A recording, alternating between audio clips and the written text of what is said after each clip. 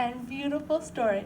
This story, which I have called The Blessing of Hospitality, illustrates the blessing of hospitality and takes place in 1986. Our story involves a young lady, Miss Hopeful, who was baptized during the summer of 1986 and then made plans to go to college that fall at Ashland, Oregon.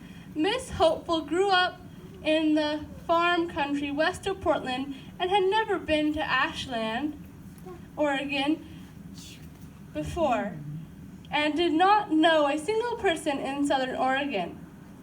Miss Hopeful inquired with a minister in Southern Oregon who arranged for hospitality for Miss Hopeful with a couple from church.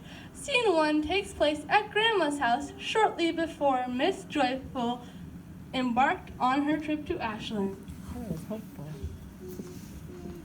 Well, Hopeful, dearie, I'm happy to hear that you're going to college. I'm a bit curious how you're going to afford it. I have a Pell Grant that covers tuition, and I have saved up money from working long hours on the farm all summer. I guess I will look for a job once I get there. It's nice to know that you're young and optimistic. However, I would like to give you a couple $100 to help you. Thank you very much, Grandma. Is that Grandpa? And where are you planning to stay the night? As you know, Grandma, I have been attending Sabbath keeping church lately. And there is a congregation in Southern Oregon. I talked to the minister down there, and he gave me a phone number for a couple from church. So that is where I will be as soon as I get there. Sounds good, Hopeful, dearie. I will pray that it all goes well. Thank you, Grandma. I'm sure God will take care of me. Have you ever moved to a new place where you do not know a single person? Let's see what happens when Miss Hopeful arrives at Southern Oregon. This next scene takes place at a phone booth. After all, people did not have the convenience of cell phones back in 1986.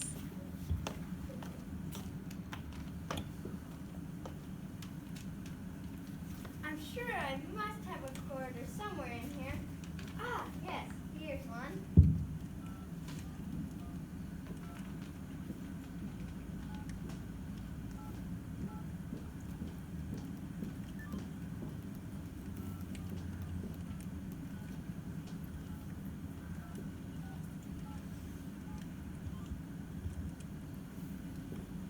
Hello, Mrs. Cribs. This is Miss Hopeful. Hello, Hopeful. How are you? I am fine. I just arrived at the Southern Oregon, and I'm calling you from a payphone. Very good. Are you tired after your long trip? Mr. Cribbs and I are not home right now, but we left a key out for you if you want. I can tell you where the key is. Really? You mean you would let me into your home without even meeting me?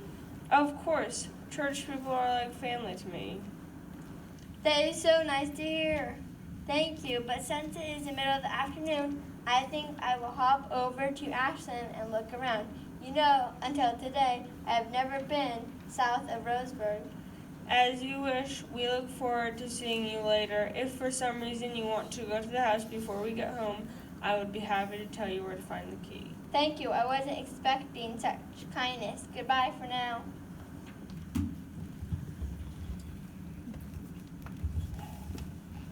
Being newly baptized, Miss Hopeful wasn't familiar with people she hadn't met opening their home to her, and with a very happy feeling went to check out college at Ashland.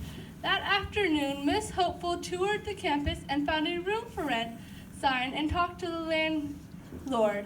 Even though it wasn't the finest place, Miss Hopeful didn't want to impose on Mr. and Mrs. Cribb and felt she could be content with the daylight basement room that was occupied by 2 other students. This final scene takes place later that day at the dining table at the house of Mr. and Mrs. Cribbs. It is very nice to meet you in person. We look forward to having you in our church congregation. Yes, I can't wait to meet the congregation. Are they all as friendly as you and Mr. Cribbs? I would like to think so. So, how did your visit to Ashland go? I found a room for rent, so I think I'll be moving in tomorrow. That's exciting. However, you are welcome to stay longer with us if need be. That's so kind of you, but I found a room for rent within walking distance from the college, and it is a reasonably priced. Good. Sounds like God is providing for you. Yes, I get the feeling that I have a lot to look forward to. Ms. Hopeful went on to spend several years at college. A tremendous highlight of her time in Southern Oregon was with the church people, whom she came to appreciate very much. Dear viewers, I hope you have enjoyed this story, and I would like to leave you with this scripture from Hebrews 13:2.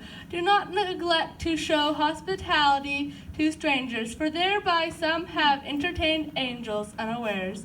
You might wonder how things worked out housing-wise for Miss Hopeful, so stay tuned for additional good and beautiful stories to come